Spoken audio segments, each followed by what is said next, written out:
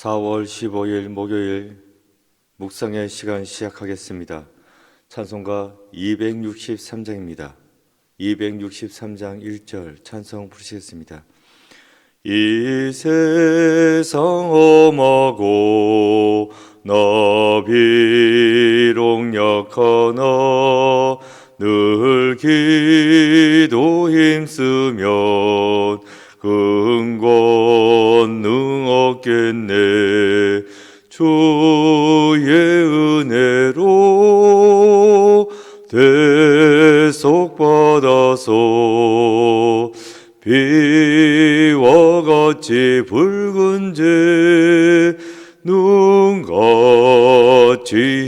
이겠네. 아멘.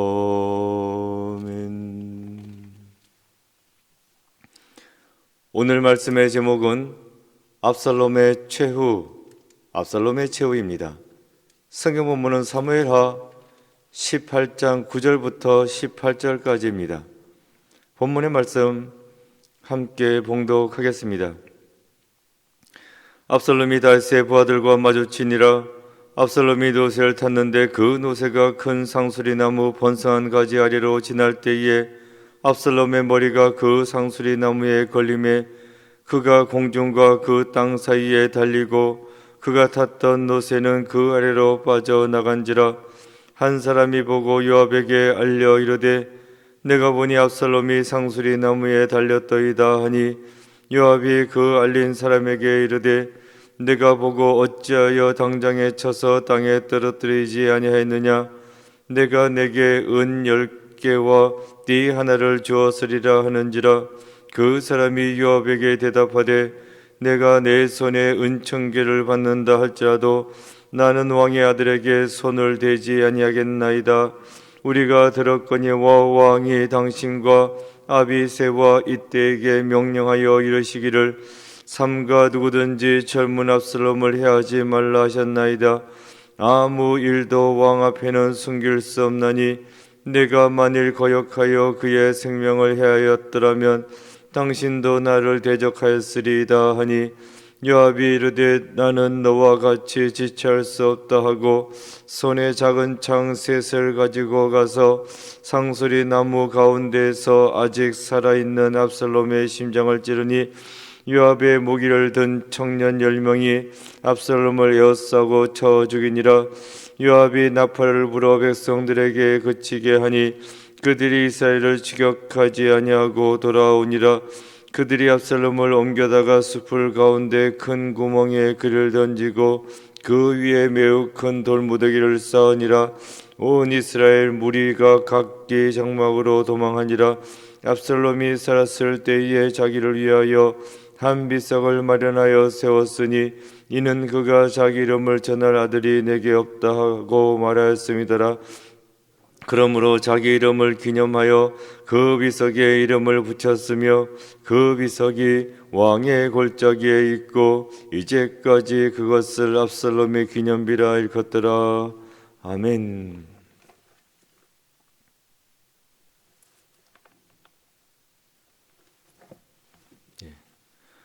묵상을 위한 질문. 압살롬을 발견한 병사가 그를 죽이라는 요압의 명령을 거부한 이유는 무엇입니까? 깊은 묵상의 시간입니다. 오늘 본문은 압살롬의 최후, 그의 죽음에 대해 말씀해 주고 있습니다. 9절입니다. 압살롬이 다윗의 부하들과 마주치니라. 압살롬이 노새를 탔는데 그 노새가 큰 상수리 나무 번성한 가지 아래로 지날 때에 압살롬의 머리가 그 상수리 나무에 걸림에 그가 공중과 그 땅 사이에 달리고 그가 탔던 노새는 그 아래로 빠져나간지라. 전쟁 중에 압살롬은 다윗의 부하들과 마주치게 되었습니다. 화들짝 놀라 타고 있던 노새의 기술을 돌려서 도망쳤습니다. 그런데 그 압살롬의 머리털이 상수리 나무에 걸렸다. 머리털은 걸렸는데 너새는 계속 달려나갔고, 그래서 압살롬은 나뭇가지에 대롱대롱 매달리게 되었다라고 말씀해 주고 있는 것입니다. 결국 압살롬은 나뭇가지에 걸린 채로 장에 찔려 죽게 됩니다. 여기서 우리가 생각해 봐야 할 것이 있습니다. 머리카락이 어떻게 해서 나뭇가지에 걸리게 되었을까? 머리카락인데 그게 나뭇가지에 걸리다니 좀 희한하죠? 근데 그만큼 압살롬의 머리카락이 길었다 라고 생각하면 되겠습니다. 사무엘하 14장 26절에 이런 말씀이 나와요. 그의 머리털이 무거움으로 연말마다 깎았으며 그의 머리털을 깎을 때에 그것을 달아본즉 그의 머리털이 왕의 저울로 200세겔이었더라. 머리카락이 풍성했다. 그래서 연말마다 이 머리카락을 자르는 것이 하나의 행사였습니다. 그런데 압살롬은 머리털만 풍성한 게 아니었어요. 이스라엘 남자들 중에서 최고의 미남이었다. 흠잡을 데가 없는 미남이었다. 이렇게 말씀해주고 있습니다. 잘생겼고 머리카락도 치렁치렁 풍성합니다. 그래서 다들 보고 와, 잘생겼다 이렇게 이야기했다는 거예요. 그러니까 압살롬의 머리카락, 압살롬의 자랑거리였습니다. 그런데 이 자랑거리가 압살롬을 죽게 만들었다 라고 오늘 본문은 말씀해 주고 있습니다. 자랑거리, 이게 약점이 되는 경우가 많습니다. 자랑하다가 결국 그 자랑에 발목이 잡힌다는 것입니다. 자랑한다는 것, 교만이지. 교만은 패망의 선봉이다. 자랑할 거 없습니다. 나를 내세울 거 없습니다. 나는 하나님 앞에 죄인이요, 죽을 수밖에 없는 존재요, 늘 하나님의 은혜를 의지해야 하는 존재입니다. 이걸 깨닫고 자랑하기보다는 늘 겸손하게 살아야 한다. 요새 뉴스에 많이 나오지 않습니까? 자랑하다가 인생 망친 사람들 많이 있습니다. 특히 운동선수들, 연예인들, 잘났어요, 잘합니다, 잘생겼습니다. 그걸 내세우고 갑질하다가 완전히 인생 망치지 않습니까? 자랑할 거 없습니다. 늘 겸손하게 살아가야 한다. 오늘 본문의 압살롬도 그의 자랑거리가 압살롬을 죽게 만들었다 라고 말씀해 주고 있어요. 이걸 우리가 깊이 봐야 한다는 것입니다. 그 다음에 두 번째로 생각해 봐야 할 것은 왜 숲속에서 싸웠나? 숲속에서 싸우다 보니 나무가 많고 나뭇가지에 걸리게 되고, 그래서 압살롬이 죽게 되고, 전쟁하다 보면 숲속에서 싸울 수 있죠. 그런데 압살롬의 입장에서는 숲속에서 싸울 일이 아닙니다. 왜냐고요? 압살롬의 군사는 많았습니다. 이스라엘 온 지파에서 사람들을 차출해 가지고 대대적으로 전열을 꾸려서 진격해 오지 않았습니까? 반면에 다윗의 부대는 허겁지겁 도망치기에 바빴고 군사력이 약했습니다. 따라 나선 사람들도 많지 않았고 다윗의 부대는 숫자가 적었고 압살롬의 부대는 숫자가 많았고 그러면 어떻게 싸워야 되겠습니까? 개활지에서 탁 트인 들판에서 싸워야 했습니다. 많은 군사를 앞세우고 적군을 몰아서 끝장을 내야 했습니다. 그런데 숲을 속으로 들어갔다. 그러면 적은 무리의 다윗의 부대는 나무까지 압살롬은 걸렸지만 그 나무, 바위 이걸 은폐하면서 게릴라 작전을 통해 가지고 싸워 나갈 수 있습니다. 그러면 다윗 부대에게 유리하지 압살롬의 부대에는 유리한 게 절대로 없습니다. 숲속으로 따라 들어갈 일이 아닙니다. 6절 보면 이렇게 나왔어요. 이에 백성이 이스라엘을 치러 들러나가서 에브라임 수풀에서 싸우더니 이스라엘 치러 들러나갔다. 들러나갔는데 그런데 에브라임 수풀로 들어가서 싸웠다 이 말이에요. 처음에는 들판에서 싸웠습니다. 군사력이 월등하니까. 그랬는데 다윗의 군사들이 쫓기는 거죠. 도망치는 겁니다. 숲속으로 따라 들어갔습니다. 작전상 후퇴한 건데 그걸 모르고 야 우리가 이기는구나 하고 밀고 들어갔어요. 근데 숲속에 들어가 보니까 상황이 달라지는 겁니다. 다윗은 부대를 요압과 아비새와 이때 셋으로 나눴다고 하지 않았습니까? 어제 본문에서 부대를 적은 숫자이지만 셋으로 나눴습니다. 그래서 세 군데서 치고 들어가는 겁니다. 그런데 압살롬의 부대는 아무 생각 없습니다. 그냥 우르르 따라 들어가다가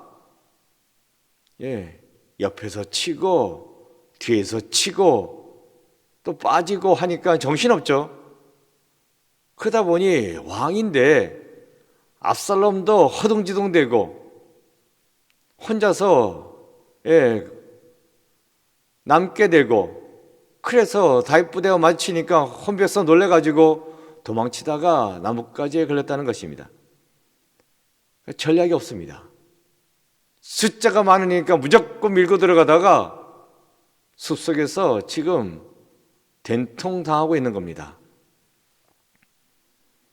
숲속에는 왜 들어갔나 생각을 했어야지. 무작정 따라 들어갔다가 당하는 꼴을 보여주고 있다는 것입니다. 나뭇가지에 압살롬이 머리털에 걸린 채로 대롱대롱 매달려 있습니다.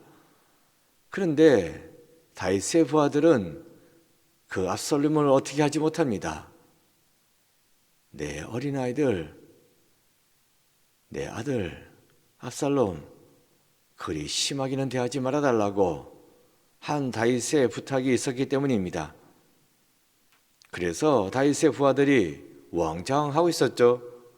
그때 요압이 창을 빼들고 나섭니다. 14절입니다. 요압이 이르되 나는 너와 같이 지체할 수 없다 하고 손에 작은 창셋을 가지고 가서 상수리 나무 가운데서 아직 살아있는 압살롬의 심장을 찌르니 결국 압살롬은 요압의 창에 찔려서 죽었다. 반란의 핵심인 압살롬이 죽었습니다.